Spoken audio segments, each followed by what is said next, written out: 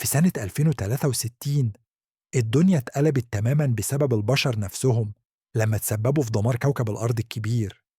السبب الرئيسي كان التلوث الكبير اللي ماشي مع الحروب اللي مش راضية تخلص، والنتيجة كانت إن الأرض كلها غرقت في مياه البحر، وما بقى فيها غير ولايتين صغيرين بس. الولايتين دول بيكونوا زي دولتين منفصلتين، وكل واحدة فيهم بتحاول تستحوذ على التانية عشان تسيطر على باقي الأرض وتاخد الحكم. موارد الأرض بقت نادرة جدا، يعني الأكل والمياه بقت قليلة لدرجة إنها بالكاد تكفي ولاية واحدة من الولايتين. وعشان الوضع يكون أسوأ بين الولايتين دول، في معسكر اسمه سنتينيل، وهو معسكر عسكري فيه 4 جنود فقط، هم كاسيدي، سولفان، باينز، وقائدهم هنريكس. ال4 دول بيبقوا محاصرين في المعسكر من سنتين بالظبط، وكان المفروض خدمتهم تخلصت من شهور، لكن للأسف مفيش أي مساعدات أو إمدادات جت ليهم عشان يودوهم من المعسكر ده.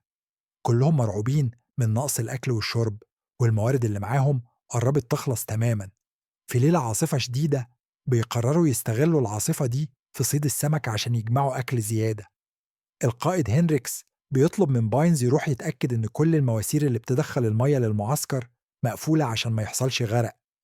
باينز بيروح يشوف المواسير وبيلاقي إن واحدة منهم انفجرت والمية دخلت المكان.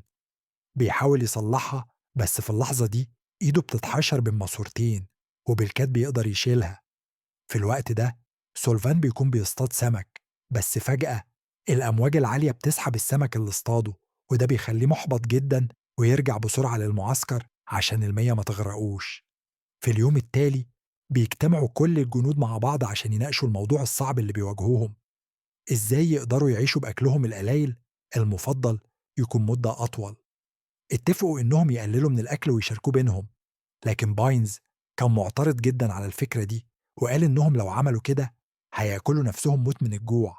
باينز كمان كان بيعاتب سولفان لأنه ما قدرش يصطاد يوم العاصفة، وده كان ممكن يكون فرصتهم الوحيدة للأكل. التوتر اتزايد بينهم وبدأوا يتخانقوا، لكن هنريكس تدخل وزعق عليهم وقالهم يبطلوا سلوك الأطفال دي ويكبروا، لأن الموقف مش يسمح بالخناق دلوقتي. باينز سأل هنريكس ليه ما بعتوش طلب مساعدة على جهاز التليجراف عشان يجي ينقذهم حد، لكن هنريكس قال لهم إن التليجراف ده معمول عشان يسجلوا الملاحظات ويرسلوا تقارير للقاعدة، مش أبدا جهاز استغاثة، لأنهم مش شايفين إن في حالة طوارئ. بعدها سولفان وقف لوحده بره المعسكر واستعمل المنظار بتاعه، وفوجئ بسفينة كبيرة بتقرب منهم من بعيد. بسرعة بلغ كاسيدي عشان تراجع إحداثيات السفينة على الرادار، وتأكدوا إن السفينة فعلا ظاهرة على الرادار. سولفان اتشجع جدا لأنه كان فاكر السفينة دي هتكون فريق إنقاذ جاي ينقذهم، لكن هنريكس قاله لا يفرح كتير لأنها غالبا قراصنة، وطلب منه ياخد سلاح ويركب المركب الصغير بتاعهم ويروح يتفقد السفينة بنفسه. سولفان ركب المركب واتحرك ناحية السفينة ووصل لها وبدأ ينادي على الطاقم، بس محدش رد عليه. جهز سلاحه ودخل السفينة عشان يستكشفها، وهناك كانت الصدمة. السفينة كانت مهجورة تماما، واضح إنها ما دخلهاش بشر من فترة طويلة. سولفان نزل تحت السفينة ولقى بدل عسكرية، فهم إنها كانت سفينة إنقاذ، لكن الطاقم مات قبل ما يوصلوا لهم.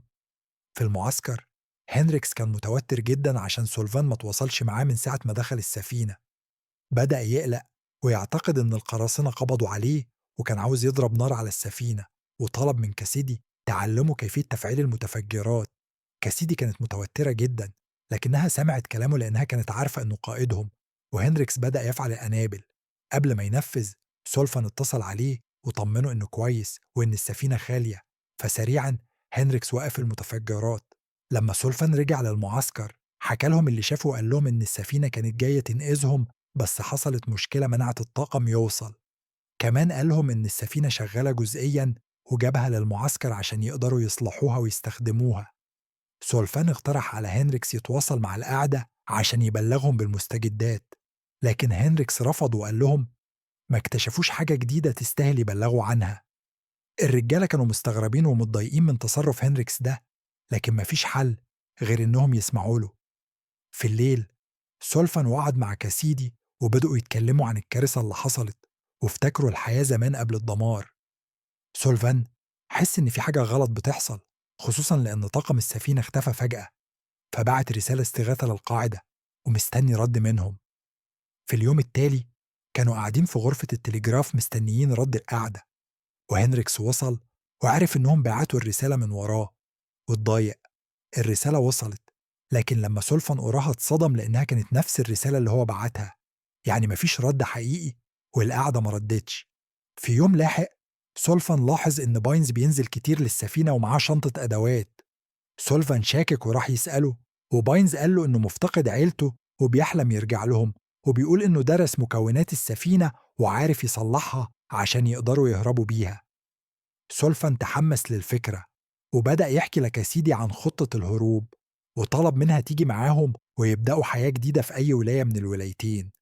في البداية كاسيدي كانت مش مقتنعة لأنها خايفة من هنريكس، لكن لما شافت حماس سولفان وافقت. في اليوم التالي باينز وسولفان بيشتغلوا مع بعض على إصلاح السفينة وكانوا مبسوطين، لكن فجأة هنريكس جه وطلب منهم يفككوا أجزاء معينة من ماكينة السفينة وينقلوها للقاعدة. الاتنين رفضوا عشان كده هيخرب كل اللي اشتغلوا عليه. هنريكس اتعصب وهددهم بالقتل لو ما نفذوش أوامره، وذكرهم إنه القائد ولازم ينفذوا كلامه حتى لو مهمتهم خلصت. كاسيدي دخلت وهدت الأوضاع وقالت له إنها فاهمة زعله على فريقه اللي مات، لكنها عارفة إن في أمل يعيشوا، وطلبت منه فرصة لرجاله يثبتوا له نفسهم. بعد فترة هنريكس رجع للرجالة وقالهم إنه وافق على العرض، لكن عنده شروط، وأهمها إن كاسيدي اتفضل معاه في المعسكر لحد ما ياخدوا السفينة ويروحوا يطلبوا النجدة من القاعدة. سولفان كان أول معترض لأنه مش عاوز يسيب كاسيدي لوحدها، لكن هنريكس قال له إن ده اقتراح كاسيدي ومفيش حل تاني. سولفان اتكلم مع كاسيدي على انفراد وطلب منها تغير رأيها وتهرب معاه، لأنه مش عاوز يسيبها لوحدها، وذكرها كل اللي بينهم. لكن كاسيدي قالت له ببرود إنها مش بتحبه وإن اللي حصل بينهم كان مجرد نزوة. سولفان انصدم وخرج، وبليل بدأ يستعدوا للمهمة. في نفس الوقت هنريكس دخل عليه واداه ورقة فيها إحداثيات عشان يسلمها للقاعدة، وقال له إن العدو جندي شبههم ومستعد يعمل أي حاجة لحماية شعبه. سولفان اتفاجئ ومش فاهم، وبعدين عرض عليهم الهروب مع بعض لكنهم رفضوا. هنريكس راح شاف حاجة غريبة في إحداثيات السفينة، وكان واضح إنه اكتشف مين العدو الحقيقي.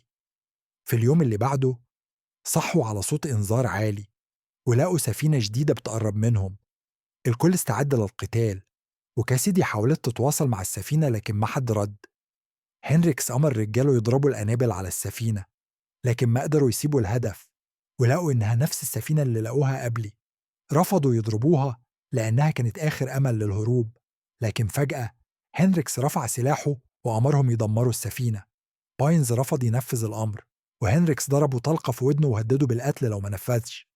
سولفان خاف على صاحبه واضطر ينفذ الأمر ويدمر السفينة. باينز وقف يطالع في السفينة المدمرة ومحبط جدا لأنه كان أمله يرجع لعيلته. كاسيدي جت ورا هنريكس وضربته على دماغه واحتجزوه في أوضة لوحده وخدت منه مفاتيح المتفجرات. باينز اتعصب وراح وراهم عشان يقتل هنريكس، بس اتمنع أو اتخانقوا معاه. في النهاية باينز قعد لوحده وحزين بيتفرج على ألعاب ابنه الصغير اللي عمره ما شافه. سولفان اتفق مع كاسيدي إنهم يبعتوا رسالة استغاثة لكل الجهات المحيطة لحد ما حد يرد عليهم، وكاسيدي وافقت. في نص الكلام كاسيدي اعتذرت لسولفان عن كلامها القاسي، وقالت له إنها ما كانتش تقصد حاجة، بس اضطرت تقول الكلام عشان يسيبها. سولفان راح يطمن على هنريكس وسأله ليه بيتصرف معاكم كده ومش عاوزكم ترجعوا بيوتكم. هنريكس قال لهم إن المفروض في سفينة إنقاذ توصلت لهم من 3 شهور، لكن في حد فيهم قتل كل الطاقم. الخائن فيهم عاوز يستحوذ على المتفجرات عشان يبعتها للولاية بتاعته. سولفان اتصدم وبدأ يشك في كل اللي حواليه. في الليل كاسيدي ورت سولفان صورة ليها مع عائلتها، وقالت له إن عائلتها كلها ماتت في الحرب وما بقاش معاها حد.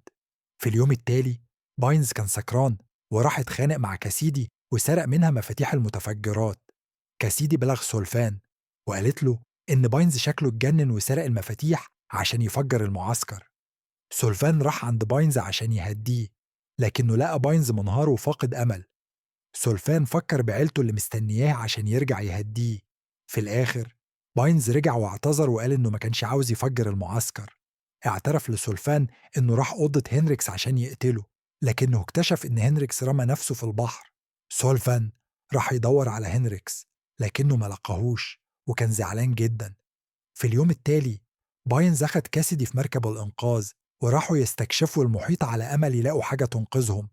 قبل ما يمشي ودع سولفان وحضنه وقاله إنه رجع تاني. سولفان كان قاعد لوحده وصحى الصبح وقرر يصطاد. لما جاب الشبكة اتفاجئ بجثة هنريكس وعليها آثار ضرب على دماغه، فهم فورا إن هنريكس مات وإن القاتل موجود وسطهم. بدأ يشك في كاسيدي وراح يفتش في ملفاتها. اكتشف إنها الخاينة وإنها جاسوسة جاية من الولاية التانية عشان تستحوذ على المتفجرات. كمان اكتشف إنها اللي قتلت فريق الإنقاذ اللي كان جاي لهم. سولفان اتصدم جدا. بعد شوية كاسيدي رجعت للمعسكر وهي منهارة من البكاء، وقالت لسولفان إن باينز مات وما قدرتش تنقذه. سولفان كان عارف إنها اللي قتلت باينز وإنها عاوزة تتخلص من الجميع عشان تسيطر على المتفجرات، لكنه فضل ساكت وبقى يتعامل معاها عادي. في اليوم اللي بعده كاسيدي صحي ولقت سولفان مش جنبها. سولفان اتصل بيها باللاسلكي وقال لها إنه اكتشفها وعارف إنها جاسوسة جاية تاخد المتفجرات. فاجأها إنه فعل المتفجرات وهيفجر المعسكر بيهم كلهم عقابا لها. كاسيدي جرت على غرفة التحكم وحاولت توقف التفجير، وبدأت تعيط وقالت له إنها كانت مجبرة تساعد شعبها اللي بيعاني من الجوع والفقر. قالت له إنها فعلا حبته وما كانتش عاوزة تأذي حد، لكن سولفان ما كانش مهتم ومستعد يفجر المعسكر. لكن فجأة كل حاجة وقفت، واكتشفوا إن باينز قبل ما يموت برمج المتفجرات عشان ما تنفجرش. كان عارف إن في لحظة ضعف ممكن حد يأذي نفسه. بعد ما سولفان هدى قعد مع كاسيدي وبدأ يسمعها كويس، لأنهم بقوا محبوسين سوا في الجزيرة وما قدامهمش حل غير إنهم يتعاونوا مع بعض، فإما يخرجوا سوا أو يكملوا حياتهم في الجزيرة. وهنا بننهي الفيلم، وكده بنكون خلصنا ملخص فيلمنا النهاردة اللي حكى عن عالم مدمر ومحاولات البقاء وسط الظروف الصعبة والصراعات الداخلية بين الناس اللي عايزين يعيشوا ويحققوا أملهم. قصة فيها تشويق وإثارة وصراعات نفسية مع إصرار على النجاة مهما كانت التحديات. لو عجبكم الملخص ما تنسوش تدعمونا بليك وتشتركوا في القناة علشان يوصلكم كل جديد من ملخصات الأفلام والمسلسلات. وكمان شاركوا الفيديو مع أصحابكم اللي بيحبوا النوع ده من الأفلام. تابعونا على قناة ريكابتريكس وكونوا دايما معانا علشان أفضل القصص والحكايات المميزة. سلام.